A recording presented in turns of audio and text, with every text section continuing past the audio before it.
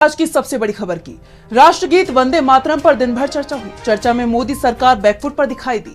विपक्ष ने आजादी की लड़ाई में बीजेपी और आरएसएस के योगदान पर सवाल खड़े कर दिए। पूछा, जिन लोगों ने आजादी के 52 सालों तक राष्ट्रीय ध्वज को नहीं अपनाया, आज वो कैसे राष्ट्रगीत के सम्मान की बात कर रहे हैं? तो कैसे वंदे मातरम पर चर्चा में घिर गई मोदी सरकार, जानेंगे इस रिपोर्ट में। 1875 में बंकिम चंद्र चट्टोपाध्याय ने वंदे मातरम गीत की रचना की और इसके 150 साल पूरे होने पर संसद में चर्चा कराई गई। पीएम मोदी ने वंदे मातरम के सहारे कांग्रेस और पंडित जवाहरलाल नेहरू को घेरने की कोशिश की, लेकिन पीएम मोदी का दांव उल्टा पड़ गया। कांग्रेस महासचिव प्रियंका गांधी ने पीएम मोदी को उनके बयान पर ही घेर लिया। प्रियंका ने कहा कि पीएम मोदी ने एक बात तो कही कि 1896 में वंदे मातरम को सबसे पहले गुरुदेव रविंद्रनाथ टैगोर ने गाया, लेकिन ये नहीं बताया कि वो कार्यक्रम कलकत्ता में हुआ कांग्रेस का अधिवेशन था। प्रियंका ने कहा कि कांग्रेस का कोई भी अधिवेशन हो, उसमें वंदे मातरम जरूर गाया जाता है। अब बीजेपी भी बता दे कि उसके और आरएसएस के कार्यक्रम में ये कब गाया जाता है। आरएसएस ने तो राष्ट्रीय ध्वज का ही विरोध कर दिया था। प्रियंका ने कहा कि आज हम वंदे मातरम पर बहस कर रहे हैं, इसके दो कारण हो सकते हैं। पहला, बंगाल का चुनाव आ रहा है, और दूसरा, जिन्होंने देश के लिए लड़ाई लड़ी उन पर दोष थोपने की कोशिश बीजेपी करना चाहती है। सच्चाई ये है कि पीएम मोदी वो प्रधानमंत्री नहीं है। अब उनका आत्मविश्वास घटने लगा है, उनकी नीतियां देश को कमजोर करने लगी हैं। सत्ता पक्ष के साथी भी इससे मन ही मन सहमत है। चर्चा में हिस्सा लेते हुए शिवसेना यूबीटी सांसद अरविंद सावंत ने कहा कि मेरे लिए सौभाग्य की बात है, जब मैं स्कूल में था तब वंदे मातरम, जनगण मन और झंडा ऊंचा रहे हमारा ये गीत हर जगह गाए जाते थे। कुछ संगठनों ने 50 सालों तक राष्ट्रीय ध्वज नहीं फहराया, अब इन लोगों का नया प्रेम जागा है। सावंत के निशाने पर सीधे सीधे आरएसएस थी, जिसने आजादी के 52 सालों बाद तक राष्ट्रीय ध्वज को नहीं अपनाया था। वहीं टीएमसी सांसद काकोली घोष ने तो पीएम मोदी पर बंकिम चंद्र चट्टोपाध्याय के अपमान का ही आरोप लगा दिया। उन्होंने कहा कि पीएम मोदी ने बंकिम चंद्र चट्टोपाध्याय को बंकिमदा कहा है, हमें इस पर आपत्ति है। बंगाली लोग इस तरह का लहजा बर्दाश्त नहीं करेंगे। चर्चा में हिस्सा लेते हुए सपा चीफ अखिलेश यादव ने बीजेपी पर तीखा तंज कसा, उसे दरारवादी पार्टी बता दिया। अखिलेश ने कहा कि वंदे मातरम गाने के लिए नहीं बल्कि निभाने के लिए है।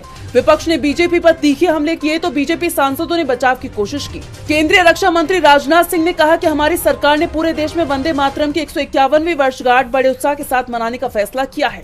ये उत्सव केवल प्रतीकात्मक नहीं होगा, ये दिखावे के लिए नहीं है। ये वंदे मातरम को वो सम्मान दिलाने का संकल्प है जिसका वो वास्तव में हकदार है। लेकिन बीजेपी के नेता ये नहीं बता पाए कि वो किस सम्मान की बात कर रहे हैं। वंदे मातरम को 1950 में ही राष्ट्रीय गीत का दर्जा दिया जा चुका है। लोकसभा में वंदे मातरम पर चर्चा हुई। इस दौरान कांग्रेस सांसद गौरव गोगोई ने पीएम मोदी पर जबरदस्त हमला बोला।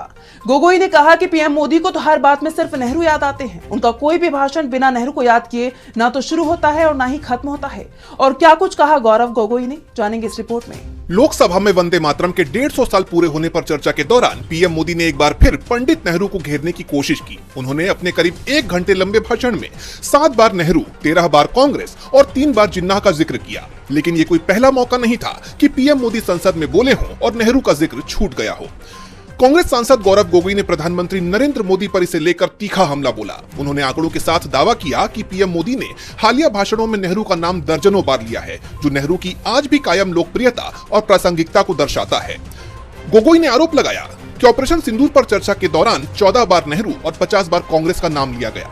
संविधान की 75वीं वर्षगांठ पर चर्चा हुई तो नेहरू का नाम 10 बार और कांग्रेस का नाम 26 बार लिया गया। जैसे बिना नेहरू और कांग्रेस का नाम लिए पीएम मोदी का भाषण अधूरा रहेगा। और यही कारण है कि 2022 में राष्ट्रपति के अभिभाषण की चर्चा में भी वो पंडित नेहरू को लेकर आ गए थे। पूरे 15 बार उन्होंने पंडित नेहरू का नाम लिया। 2020 में राष्ट्रपति अभिभाषण में तो 20 बार उन्होंने नेहरू को याद किया था। इसके साथ ही गोगोई ने आगे कहा कि भाजपा इतिहास को फिर से लिखने की कोशिश कर रही है। उन्होंने कहा कि जब देश आजादी की लड़ाई लड़ रहा था तब भाजपा के राजनीतिक पूर्वज कहीं नजर नहीं आते थे। वंदे मातरम का विरोध मुस्लिम लीग और हिंदू महासभा ने किया था, जबकि कांग्रेस मजबूती से इसके साथ खड़ी रही। जिस मुस्लिम लीग ने इस गीत का बहिष्कार किया, उसी के साथ हिंदू महासभा ने बंगाल और गठबंधन सरकार चलाई और कभी वंदे मातरम पर आपत्ति नहीं जताई। वंदे मातरम किस संदर्भ में लिखा गया? ब्रिटिश के विद्रोह में वंदे मातरम का नारा कब लगाते थे? जब हम ब्रिटिश के अंदर हम खौफ पैदा करना चाहते थे। वंदे मातरम का नारा कब लगाते थे? जब हम ब्रिटिश को बताना चाहते थे कि हम डरेंगे नहीं, हम झुकेंगे नहीं। तो ये था मूल भाव वंदे मातरम का, ब्रिटिश के विद्रोह करने का। मैं पूछना चाहता हूं कि आपके राजनीतिक पूर्वजों ने वंदे मातरम की इस मंशा को आपने कब पूरा किया, कब आपने ब्रिटिश का विद्रोह किया? गोगोई ने कहा कि प्रधानमंत्री मोदी नेहरू पर दोषारोपण की कितनी भी कोशिश कर लें, लेकिन वो उनके बेदाग योगदान पर एक भी काला दाग नहीं लगा पाएंगे। कांग्रेस के हमले से पीएम मोदी घिर गए हैं, तो घिरता चुनाव आयोग भी जा रहा है। देश भर में एसआईआर के दूसरे चरण को लेकर जो आंकड़े आ रहे हैं, उसने चुनाव आयोग की कार्यशैली पर गंभीर सवाल खड़े कर दिए हैं। अकेले 4 राज्यों में करोड़ों वोटर्स के नाम कटने की बात कही जा रही है, जिसे लेकर कई सवाल उठ रहे हैं। तो कौन से हैं ये राज्य और क्या है पूरा मामला, जानेंगे इस रिपोर्ट में। देश के 12 राज्यों में जारी एसआईआर अभियान को लेकर माहौल गरमाया हुआ है। चुनाव आयोग की कार्यशैली पर लगातार सवाल उठ रहे हैं। जो प्रक्रिया लोकतंत्र को मजबूत करने के लिए शुरू हुई थी, उसके शुरुआती आंकड़ों ने आयोग की कार्यशैली और डेटा मैनेजमेंट पर गंभीर सवाल खड़े कर दिए हैं। अकेले 4 राज्यों के आंकड़ों को देखें तो करीब 1 करोड़ 75 लाख लोगों पर वोट कटने की तलवार लटक रही है, जिसे लेकर शक की सुई चुनाव आयोग की तरफ घूम गई है। एक एक कर इन राज्यों की बात करें तो तमिलनाडु में सर्वाधिक 84,91,000 वोटरों के नाम कटने की तलवार लटक रही है, जो कुल मतदाताओं का 13.24% है। मुख्य रूप से 44,22,000 लोग स्थायी रूप से शिफ्ट हो चुके हैं और 26,18,000 वोटरों का निधन होना बताया गया है। वहीं पश्चिम बंगाल में 54,59,000 एन्यूमरेशन फॉर्म संदिग्ध श्रेणी में हैं। इनमें 23,71,000 मृतक वोटर, 19,08,000 शिफ्टेड और 10,25,000 लापता वोटरों के नाम शामिल हैं। वहीं केरल की बात करें तो केरल में 20,75,000 लोगों के नाम मतदाता सूची से बाहर हो सकते हैं। इनमें 7,39,000 वोटर स्थायी रूप से शिफ्ट हो गए हैं, जबकि 6,11,000 वोटरों के निधन की पुष्टि हुई है। और मध्य प्रदेश में 14,88,000 ऐसे वोटर मिले हैं जिनका डेटा 2003 की लिस्ट से मैच नहीं हो रहा है। इन नो मैपिंग वोटरों की जिला प्रशासन द्वारा दोबारा क्रॉस चेकिंग की जा रही है। इसे लेकर अब जानकार सवाल पूछ रहे हैं कि जब लाखों नाम काटने की बात आई, तब प्रशासन को नो मैपिंग वालों की जांच याद आई। क्या ये लापरवाही नहीं है? इतनी बड़ी संख्या में शिफ्टेड और गुजरे हुए वोटरों का वर्गीकरण अगर गलत निकला, तो क्या आयोग उन नागरिकों के लोकतांत्रिक अधिकार की जिम्मेदारी लेगा? इसके साथ ही 11 दिसंबर तक फॉर्म जमा होने हैं और 16 दिसंबर को ड्राफ्ट आना है। क्या इतने कम समय में करोड़ों डेटा पॉइंट्स का सटीक सत्यापन मुमकिन है? चुनाव आयोग भले ही इस लिस्ट की सफाई कहे, लेकिन विपक्ष और जनता के मन में यह आशंका घर कर गई है कि कहीं ये सफाई असली वोटरों को ही चुनावी प्रक्रिया से बेदखल न कर दे।